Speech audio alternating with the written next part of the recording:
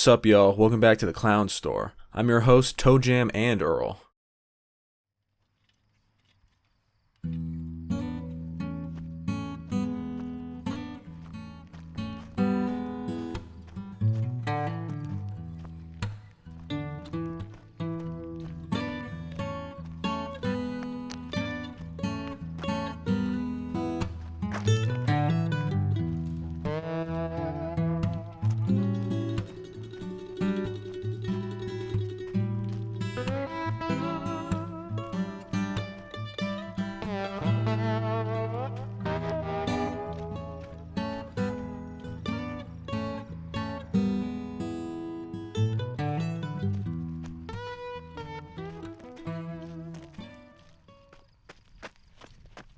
What is it you see? You gotta talk in the mic, brother. No one can understand you with this built-in camera audio.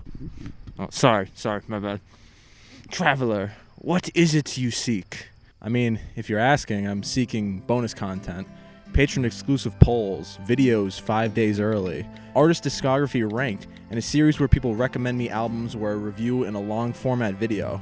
I know it's a lot, but I've been traveling this land for years just trying to quench my thirst. You silly bitch. You don't need to travel the world to find those. They exist online. At a bucket of Jake on Patreon. Wait, so I didn't need to waste years of my life and my knees to find those things? No, not at all. It's only a few clicks away on the computer, and it only costs $5 a month. Wait, where are you going? I gotta find that computer thing he was talking about, so I can get a bucket of Jake on Patreon. That's right, folks. Check out patreon.com/abucketofjake for all your bonus content needs.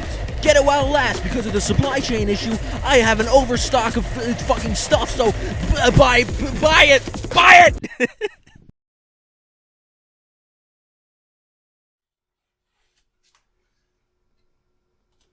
Happy birthday to you. Happy Wait, what month is it? I'm a couple months late, but I mean, you know, as they always say, better late than not doing it or something. It really doesn't feel like 10 years ago this thing came into my life.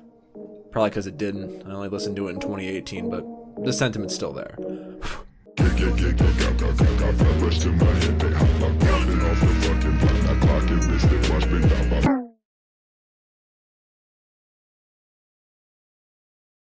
The Money Store. No three words have single-handedly stunted social development of young adults more since I love Radiohead. Death grips are almost household names. They found a way to break through the underground pavement and become a flower exposed to the mainstream. Death grips, for a lot of people, was baby's first experimental music.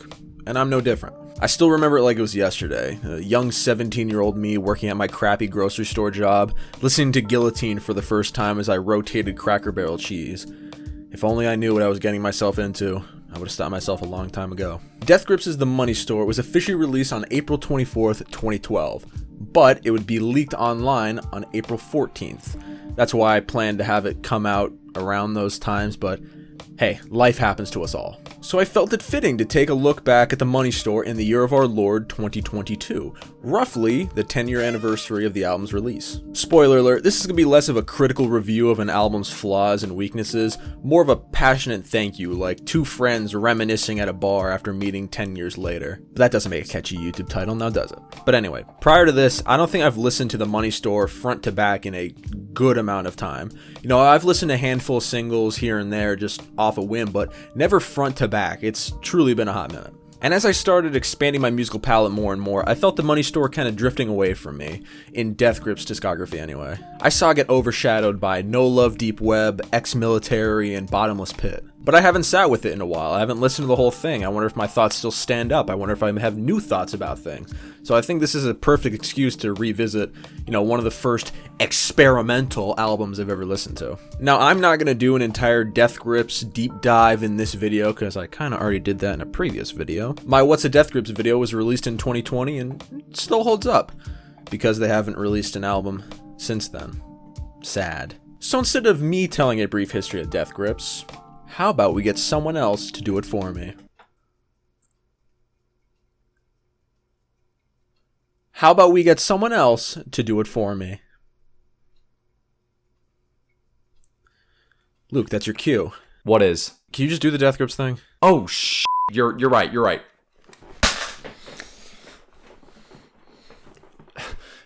Hey guys, what's up everyone? Welcome back to the Luke on Demand show, now officially hosted on the Bucket of Jake YouTube channel. Isn't that some cool fucking shit? See, Mom, I finally made it big. So you may be asking yourself, oh, is this random ass white dude gonna give me a quick recap of the history of Death Grips all up until the release of the Money Store in a quick 2 minutes and 22 seconds? And to that I have to answer, sadly, yes, but please just bear with me. In true Death Grips fashion, we don't know every detail surrounding the formation of the group. All we truly know is that the three members, Zach Hill, Andy Morin, aka Flatlander, and Stefan Burnett, aka MC Ride, started the group in Sacramento, California on December 21st, 2010. I like to imagine the guys all met in a back alleyway behind an In-N-Out burger and were like, sure, fuck it, let's make music. Also, this is some insider information from just me, but the original name of the band, Zachy Hill and the Funky Bunch, was turned down by the record label. So instead they went with their second best option, Death Grips and the Funky Bunch. On the same day they formed, they made their first song Full Moon Death Classic, which was later officially released on their debut self-titled EP, which came out March 8th, 2011. That very EP was the public's first taste of their experimental, industrial, and futuristic sound they would later go on to perfect. That EP had 6 songs on it, but honestly, who gives a f*** about that? Only a month later in April, the group released Ex-Military, aka the greatest mixtape of all time, according to the 7 Rate Your Music dwellers that you have the displeasure of personally knowing. This thing is fucking amazing, man. Not only is it one of the most influential pieces of music in the modern era, influencing a countless number of artists to this very day, but it also happens to be incredibly enjoyable as well. I mean, come on, it has some absolute classics on it, like Guillotine, Spread Eagle Cross the Block, Tachyon, and don't forget the amazing opener, Beware. Just a word of advice, if you're ever going on a long rant and you start to hear the Beware intro guitar riff playing, please immediately check yourself into a psychiatric ward. So yeah, Death Grips was really making a name for themselves, but it wasn't until 2012, after they signed with Epic Records, they would release their most defining and important body of work yet. And that, my friends, was the Money Store. Yeah, that's what the video's about. Isn't that neat? People were going bonkers for this shit, man. I mean, they even got famous bald YouTube music reviewer John Denton to give their album a 10 out of 10. That's how you know it's great. So that's the history of Death Grips all up until the release of the Money Store. Personally, I haven't done much research past that point, but I sure hope that their relationship with their record label stays healthy and nothing bad happens at any point. Also, I'm gonna make a bold prediction. I'm gonna say that in the future, and I'm just guessing here, in the future, they will put a cock on an album cover. Uncensored too. So yeah, make sure to tune into the Luke on Demand show, now playing exclusively on the A Bucket of Jake YouTube channel at all times, every day, for the rest of eternity. If this channel was MTV, I'm the new ridiculousness. Alright Jake, I did your little history lesson. Thank you. Now that wasn't so hard. By the way, are you going to pay me for any of the jobs that I did on your channel? Hello? Anyway, now that you're caught up on the cosmic calendar, let's pick through the remains left from the Fantano Vulture feeding spree. Let's start with one of my favorite topics about albums, and the first thing everyone sees about it, the album cover. The Money Store does a great job of being eye-catching, a little bizarre, and a little bit sexual, perfect for everyone's first foray into experimental music. The use of black and white here is an interesting choice because of how loud, distorted, and grossly vibrant the record is sonically. I could see color oozing off this record. But it also works in its favor, with it depicting such levels of just being absolutely jaded and done with people's shit. The monochromatic style really makes sense when you think about it, and it lends to the cover's recognizability. The artist for the cover, actually, is their own little piece in the wider Death Grips puzzle. Suyo, I really hope I'm pronouncing that correctly. Not only did their work end up as a Death Grips cover, but Suyo appeared IRL in the flesh as the model for the Fashion Week album cover. That's a fun little fact for your bitch asses. But back to the Money Store. I was having some trouble putting into words what I'm looking at, so why not have the band do it for me? When Pitchfork asked them about the cover, they said the following. On the cover, you have an androgynous masochist on a leash of a feminist sadist who's smoking. The sadist has carved death grips into her bitch's chest. There's an overly confident quality to the woman smoking, and a calmness to the androgynous masochist. Hope you had earbuds in for that part, or your downstairs neighbors are probably very confused right now. Even if the album cover looks a bit bizarre and memeable on its own, the meaning behind it is actually very earnest, and it makes sense when looking back on the album's themes. We consider ourselves feminists. We fiercely support homosexuality, transparent world leadership, and the idea of embracing yourself as an individual in any shape or form. Acceleration is a mantra. We're not a political band. We are freaks and outsiders. It was important to project that message and energy through the artwork of this album. This is free thinking and eternally open-minded music. The cover is like an ambassador to the sound. Yeah, I'd say they hit the nail around the head. The legacy of this album is almost as infamous as the front cover. I think everyone who talks about the Money Store is required by law to mention this, but famously, Anthony Fantano of The Needle Drop gave it his first perfect 10 out of 10. I know it's a bit of a meme now, but unironically, when this happened, this album was shot into the stratosphere. And that little push created the snowball effect of constant great reviews, constant great music, and constant memes like Death Grips is online. But if you look in the comments section, they didn't even finish the video and there's already comments down there that say Death Grips is online. Their online presence and antics were just so unique for the time, and it created this cult-like following for people who just love the sound of broken dishwashers and marching bands. I had a feeling that a lot of the people who enjoyed this channel would partake in the casual death grip, so who better to describe the legacy that this album created? The people who made it in the first place. But they could only do it in 4 words.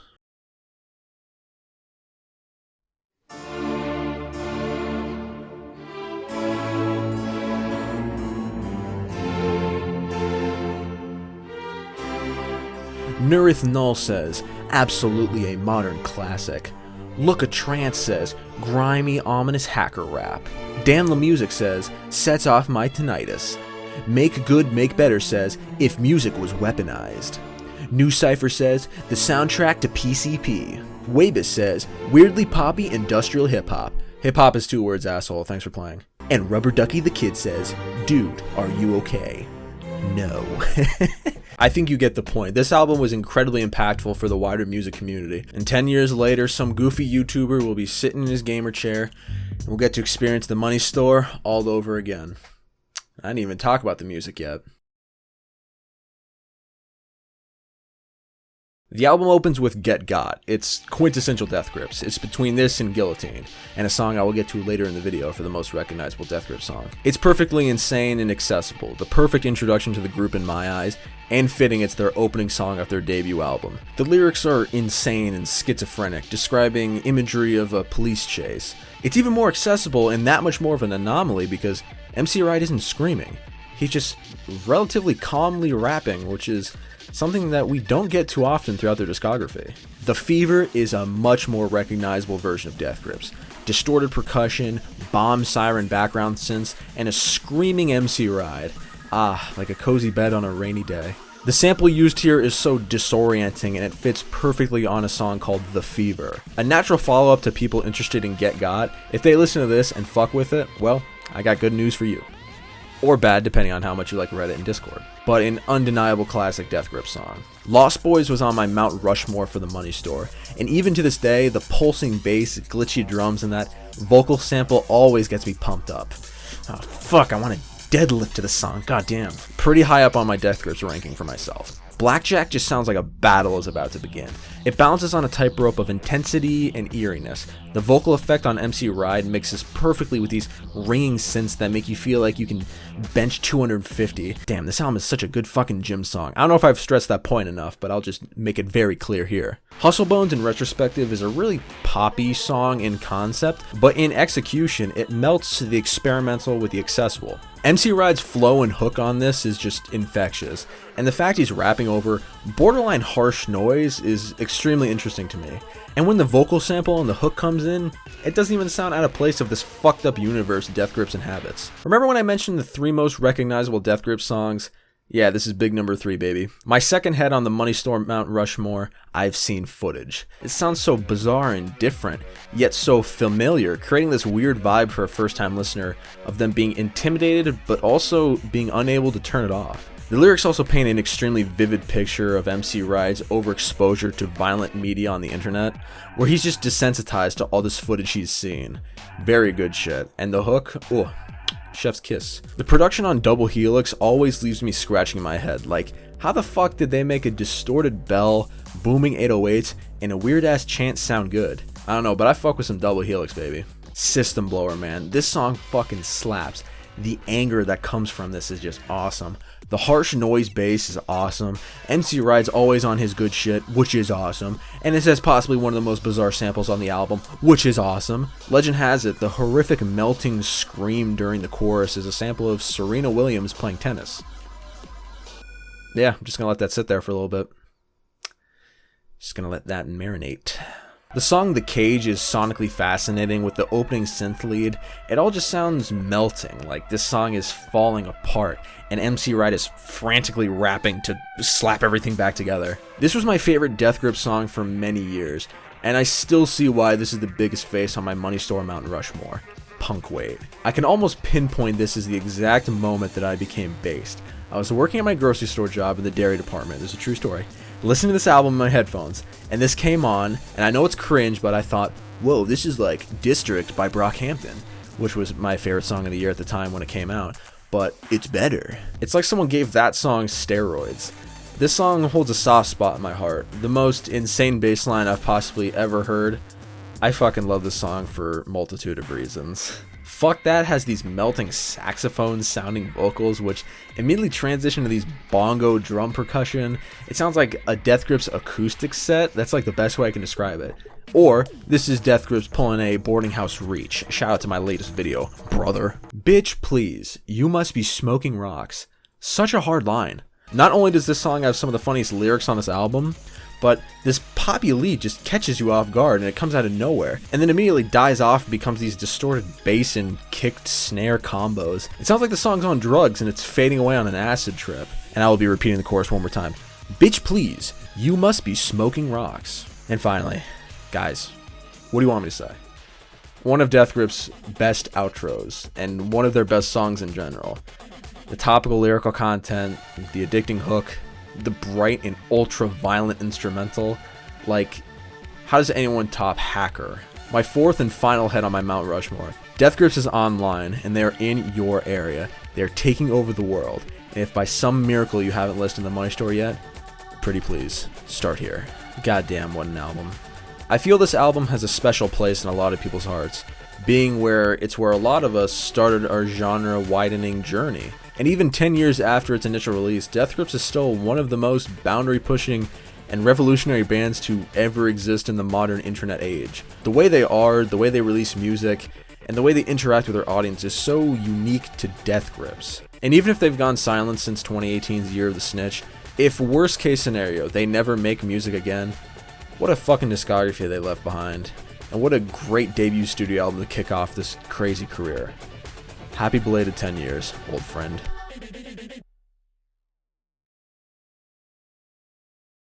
Gosh darn, those Death Grips boys really know how to make a good album, alright fellas? Thank you for watching, I really appreciate it. I always appreciate you guys checking out my stuff. Thank you to Luke on Demand, a little shout out to him for doing the little brief history of Death Grips, because I didn't want to repeat myself, and I was like, yeah, let's get some nerd in here. And we got a big fucking nerd. JK, he makes really good stuff. He's the Scott the Woz of music. I say that jokingly, but also unironically if that piques your interest. So check him out, he's very good. I was kind of drilling home the whole baby's first experimental album thing, and I'm aware that I'm probably projecting, but I don't know. I got a sick feeling in my gullet that a lot of people feel the same. I hope the intro didn't piss you off too much. You thought you were getting something crazy, but I'm looking to incorporate more film-ish elements into my videos. Call me Jackson Burns, the MF Doom guy, but don't worry, there'll be much more of that if you enjoyed it, and if you didn't, then if don't watch, brother. But since it was about promoting the Patreon, I'll keep it brief, you know. I'm just gonna reiterate the facts we already know, brother. Early videos, discography ranked. I just did one on JPEG Mafia, as a matter of fact. Here's a little clip of that. Now, I will preamble this by saying number 3 and number 2 on this list are very close, and I had a very difficult time trying to decipher which one I liked more, which one I liked less. They both have strong elements that make me enjoy it a lot. They both have elements that I'm not too fond of. It's like these two are extremely close, so I don't want to hear shit from you fucking nerds out there. Number 3, Veteran. I also did a little I've been listening to shit special where I talk about an album that I've been anticipating for years, Everything's new album, Raw Data Feel, And I also did Ibolicious 17, which is what I was talking about earlier, where patrons recommend me albums to listen to, and I review them in a long format video. Here's a clip as well. We're finally here, baby. The last album. Kendrick Lamar, Mr. Morale, and the Big Steppers. It's okay, 5 out of 10. Nah, I'm kidding. Ha, I got you. You thought I was, you thought I was gonna commit career suicide, did you?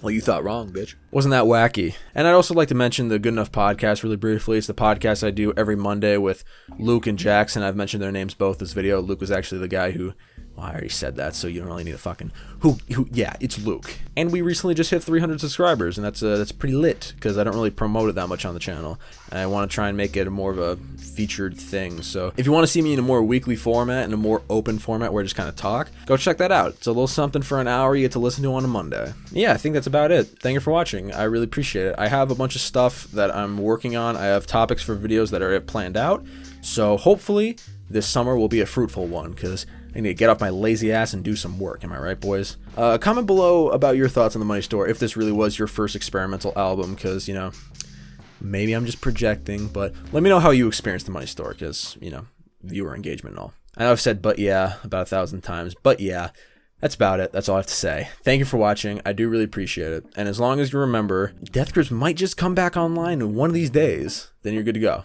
So thank you for watching. I appreciate it, and have a pleasant day.